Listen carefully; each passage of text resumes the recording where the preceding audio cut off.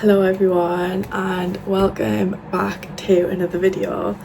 Just thought I'd come on today and speak a little bit about winter wellness because as a uni student in November I'm in the absolute trenches right now, but I do feel better than I did last year. I've been comparing this year so far, this autumn/winter so far compared to last year when I was a first year in uni, and I would say honestly I'm thriving a lot more this year than I did last year. But I just have a few tips that I'm trying to incorporate in my life, and I thought it would be nice if I shared some of them with you. So I did journal about this in my little, this is notebook but I'm using it as my journal. So I'd already thought this through and I was like, I need some focus. I need just to be like something to refer back to when I'm like, oh my god, I do not want to get out of bed for my 9 a.m. when it is like -5 outside. Because I feel like that's already happened, but there has been a few things that I have been doing so far, especially over November. I feel like November I really went, right, okay, sort it out, chill out, get it done. Pretty much that's what I've done in November, and I feel like it's kind of working, kind of not. I think there's some things that I do need to still work on and fine tune a bit, but I have my tips. I have 5 and they're probably so generic but there's my twist on it. Tip number 1 is exercise. This is quite literally like the biggest one. Everyone goes on and on about exercise, and I think everyone knows how the importance of exercise, but until you actually do it and until you actually feel better after you exercise, I don't think it like fully sets in that, oh yeah, like that makes me feel good, that releases a bit of stress, like, oh, I don't feel as anxious now. But over November I've not really been consistent with it. I have been quite consistent in my running. I have been on a lot of runs, and I did run the furthest I've ever ran outside earlier this week, so I was feeling very proud of myself for that.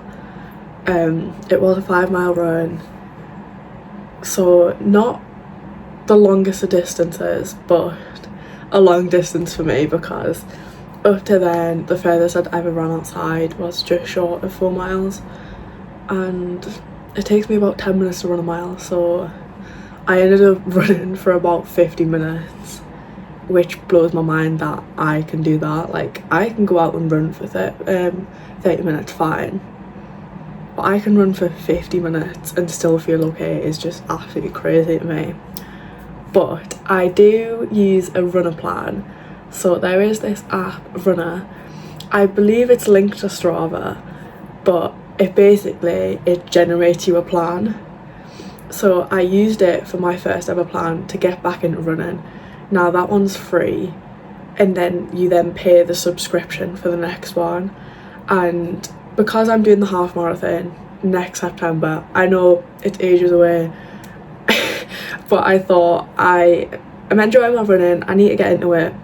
At some point I am gonna end up paying, and I did that in October. So I finished my free plan and I bought the subscription, and I'm currently on the Get Fast Ready 5k, it's something like that, but I pay for that, and it just generates like a 12-week plan or a 10-week plan, or however long you want the plan to be. I think the marathon one is something like 26 weeks, but it just takes all the complicated side of a running plan out of it, because you just go on the day that you have a run and you go, oh, I have this. So I think tomorrow I have an interval run. I don't know, but it would be far too much for me to think of an interval run, to think of a new interval run, because most of them it's different pace, different time, different like distance or whatever, and I would really struggle trying to put that into a plan and then stick into that plan. So the fact it generates it for me is really helping me stick to it. And another thing, I've got Charlie on it as well. I've got my boyfriend has this plan as well. I think we're doing we're doing the same plan, just he is a much better and much faster runner than me. So his, like, as much as our plans sync up, like we have a long run on pretty much the same day. My long run might be 4 miles, whereas his might be 7. So, but I'm trying to incorporate my running into the gym a bit more, because I know I have like, oh, I'll run this day and this day and this day, and I know I do have like the interchangeability of being able to switch around.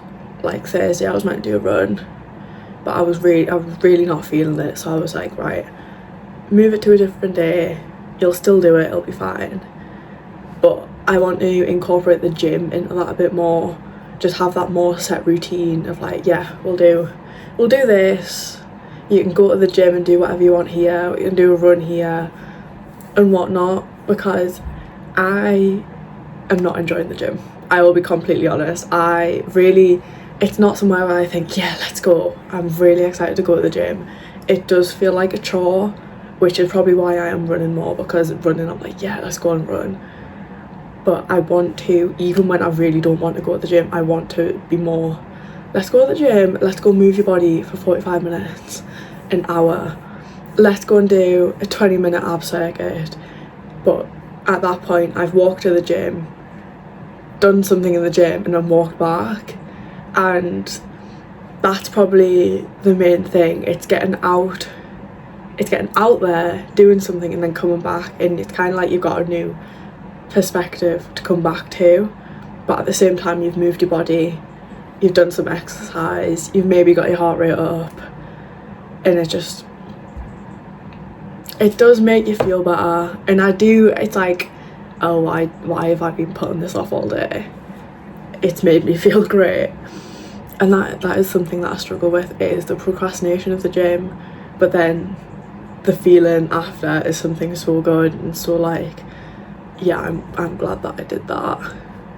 So tip number 2, this kind of goes hand in hand with that exercise, but I've put down about getting outside. It was such a vague thing, getting outside, and I think because in winter it's colder, it's darker, the days are shorter, the weather can be absolutely awful, and I just feel like that's something that we all just shut away, we all just want to hibernate. But then, which is not a bad thing, but at the same time, too much of that just ends up, well, for me at least, I end up just moping about and just being like, oh, I don't want to do this, I don't want to do that, when I have a to-do list as long as my arm. But getting outside, you get the fresh air. Today it is a lovely sunny day. There's literally, I can't see a single cloud in the sky outside my window. What better day to go on a walk? And it might literally be 20 minutes, you go down the road and you turn back, and that might be it. Or we have a park half an hour away, you might walk to the park, have a half an hour walk around the park and walk back. But the act of getting outside, getting that air into your lungs, because honestly, I could stay in this room probably all weekend and not leave it once. I could find something to do in that time, but at the same time, I wouldn't have moved my body, I wouldn't have gotten any fresh air.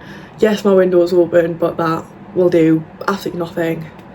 It's getting out and just feeling something else other than being cramped in your room. Now, I like to listen to music, but normally it's only one AirPod or none, because I do freak myself out. But I think that's why it's better to get out in daylight than waiting till 8 p.m. like I would in summer to go on my walk, because by 8 p.m. it's pitch black, and I know for me and probably a lot of other girls and women, they feel a lot more unsafe at that time. So getting out, now is the perfect time to go for a walk, and I'm honestly considering it. I think it would make me feel a lot better, and I already feel pretty good today. I woke up feeling better than usual after a rubbish night's sleep as well. So I think that is my plan, that I'm gonna go on a walk and just chill, and just maybe I might go on a uni campus, and honestly even just sitting there, I don't even have to walk miles. I can walk on uni campus, find a seat and just sit there, and there'll be some birds and I can hear them, and I can probably hear the river or the canal or whatnot, and that would probably do me a world of good. Right, tip number 3 is food. Another very, very, very big topic, but winter, I feel it's quite hard to fuel yourself in winter, because I just want to be cozy and I will just sit there with a box of chocolates, and there is nothing wrong with that, but at the same time I want nutritious meals. I want meals that I'm like, yes, I want to eat this, but at the same time I am a very big comfort food eater, and one of the things I want to try in December is expanding the comfort food just a little bit, because I do eat the same maybe 3 meals on repeat. And if you'd seen my latest TikTok, one of them is pork stir fry. Now, I made a big step this week. I did not buy any pork in my food shop, so I can't have a pork stir fry. But especially winter, and especially as a uni student, I know back home that my family will be like sitting down and have a really hearty meal. Like, I rang them the other day, and they were sitting down to have food, and there was a big pan of lasagna, and it made me feel really sad, because I was like, I want to be back home. I want to be sat there with some really nice homemade food. And that's one of the things with being a uni student. You either don't make it, or you just feel like, oh, I can't make it. Like, I can't make a big pot of lasagna for one person, because I know I'm gonna get sick of it after like 2 days of eating it, maybe 3. But that is one of the things that I do miss about being at home, is the amount of like comfort food that I'd eat. Like, I am planning to have a Sunday's dinner with my boyfriend today. The thing I want to do in December is make more of them comfort meals and prioritise time to make them, rather than being like, this and this. Oh, I have 15 minutes to make something for my tea and eat it. I want to be like, okay, there's an hour, make your tea, sit down, enjoy it, rather than shoving a sandwich down my throat because I have to go to work in 20 minutes, which is something I do quite often. But major thing is food. Right, tip number 4. So this also kind of links into what I've just said about food and giving it time. I am a major to-do list freak. I literally have it. When I say it's as long as my arm, it is as long as my arm, of things I need to get done, and that's for uni.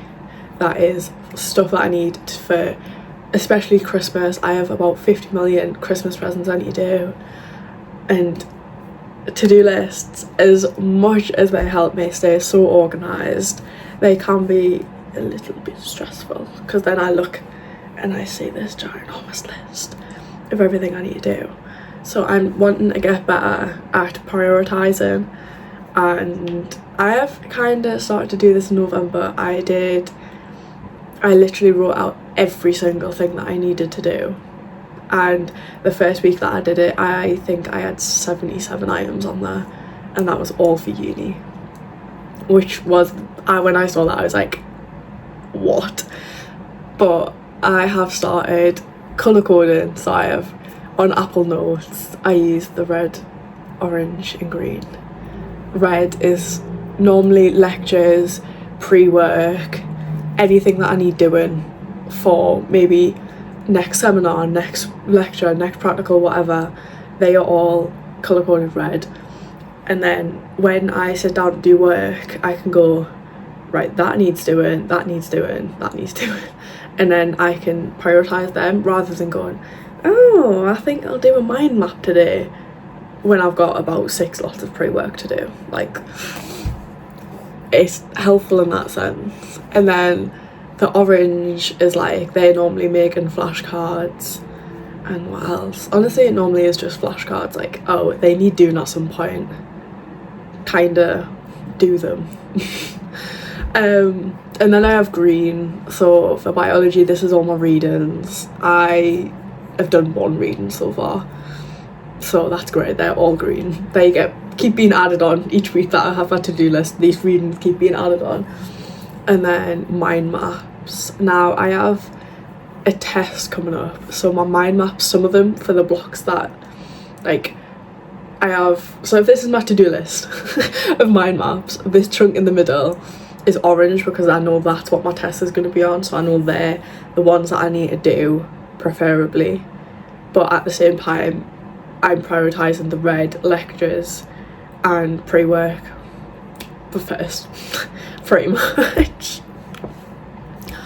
And then alongside the to-do list and the prioritising and everything, I'm trying to use more of my planner. It is not here with me, it is in the kitchen, but I have an academic planner and I used it at the start of the year and then I kind of dropped off in October, and I have been really trying to use it in November just because I seem to have so many deadlines and so much going on. I had a presentation the other week, I've had practical assessments, I have had, what else have I had? Now I can't think of anything that I've done. Oh, I had an assignment for biology that I handed in earlier this week. I have another test next week. There's another one, I think maybe the week after that. And then I have a speaking Viva assessment. I don't know, I haven't even looked at that yet. I don't even think that's on my to-do list because I need to re-update it for this week, Sunday. So alongside my planner, I'm using that with my calendar that it's on my phone, it's on my iPad, it's on my MacBook. I know that everything's there, and if it's in my physical as well as my digital, I'm gonna remember it a bit more. Fingers crossed. Fingers crossed. That is one thing, because it's fair enough writing it all down in my planner, but then if I leave my planner here, I'm like a bit lost for what I'm going to be doing next. So having it both on my calendar and my app, it's a lot better. And I use my daily planner. I write out if I've got a lecture, and then I write out all my to-do list that I need to do. And I really like, yes, I tick it off on like my master to-do list, but I also like ticking it off like in my physical planner. It's like such a, oh, you've done something today, well done. Which is really quite funny. It's like, it is funny to say well done to yourself, but at the same time kind of needed. Can't just keep on going with no motivation if you're just there like, oh, ticked off on the next one. No, you've got to realise like, oh, well done, you've done that one, great. And for number 5, I have probably the biggest one, sober socialising. Yeah, I probably haven't done as much of this in November as I would have liked. In November I have taken a pretty big break off going out, drinking, whatnot, because I went out Halloween, it was my birthday night out, and I was in bed by 11:15. Like I left at 11, I didn't even make it to the club. And after that I was like, no, because I find it quite a stressful and quite an overwhelming environment to be in. And after the night I decided I'm not putting myself in that situation until I feel better about it. Otherwise it just keeps going on and on and on. And I don't feel any better the next day, whether I've been out till 3-4 a.m. or if I went home at 11 p.m. I still feel rubbish the next day, because even though I went home at 11 p.m. I felt so stressed the entire time and so like, oh my god, what the hell is going on? Which is honestly really bad. It's crappy. I hate that I put myself there, and it has been a lot of reflecting this month, being like, it is okay to not go out. It is okay if people find you boring. It is okay if you skip on the social event. You are not missing out on that much. Yes, you might miss out on some interaction with some friends, maybe a bit of gossip, but in the long run, I come first. And if it's going to make me feel terrible about myself, I'm not putting myself in that situation.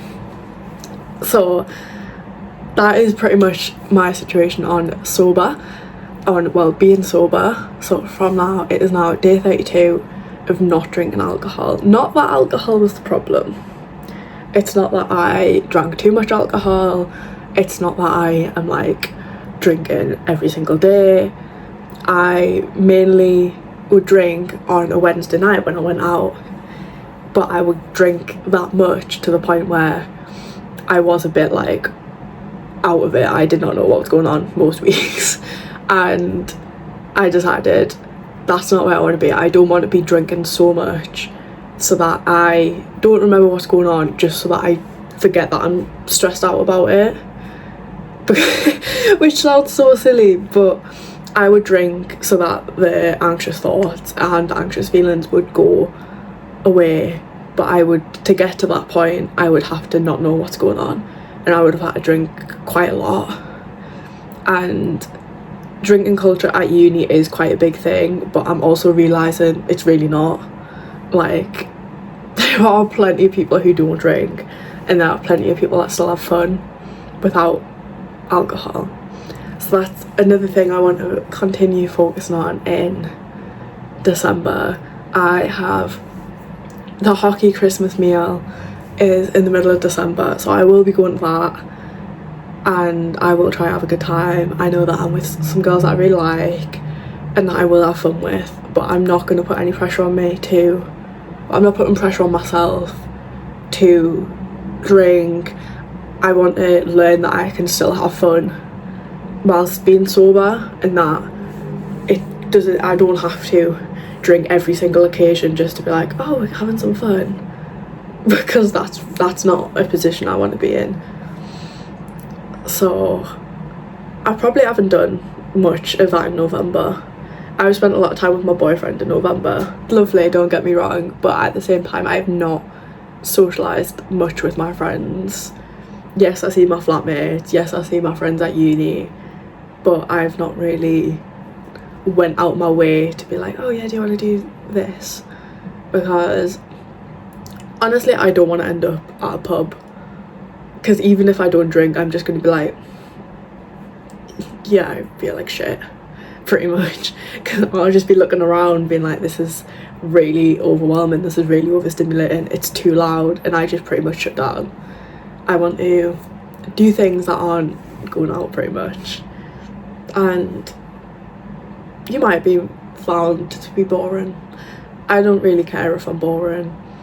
It comes in fits and starts. Like, I feel alright about not going out and the idea of people finding me boring because I don't go out, but then I also am like, my choice. Like, if they find me boring, then they're not the people that I want to be around anyways. So I just keep having to think of that,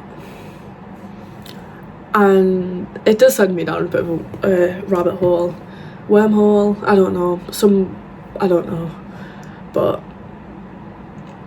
at the end of the day, it is my choice, and I want to learn how to socialise and still have fun and still have that buzz without alcohol. So, sorry I end on a bit of a sad note, but they are my 5 tips, 5 things that I am wanting to integrate more into my winter and more into my well-being surrounding winter and everything, because uni in winter, in November especially, is awful. So I hope that some of these are helpful to you, and I hope that you get some great insight into my life from these tips. So thank you so much for watching. If you have got to this point, love yous a lot, and I hope you have a great week.